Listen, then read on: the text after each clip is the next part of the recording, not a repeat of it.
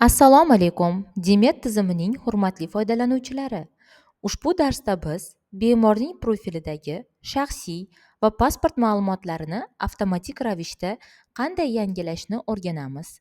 Masalan, birinchi marta pasport olinganda yoki o'zgartirilganda, familiya yoki boshqa ma'lumotlar o'zgarganda. Bemor profiliga kirishning bir necha usullari mavjud. Tibbiy karta orqali, mening bemorlarim kichik bo'limi orqali, kasallik tarixi orqali.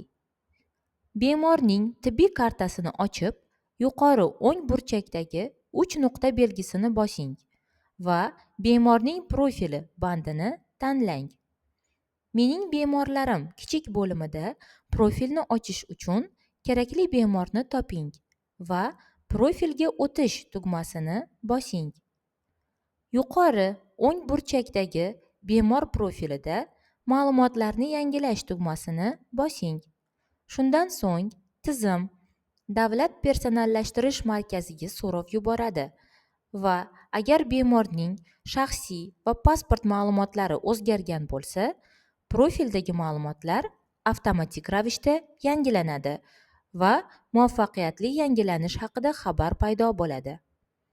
E'tibor bering, ushbu amal faqat bemor profilida JSHR va yoki pasport ma'lumotlari mavjud bo'lgandagina amalga oshiriladi. Agar ma'lumotlarni yangilash tugmasi faol bo'lmasa, demak bemorda JSHR yoki pasport ko'rsatilmagan. Bu holatda ma'lumotlarni avtomatik yangilash imkonsiz.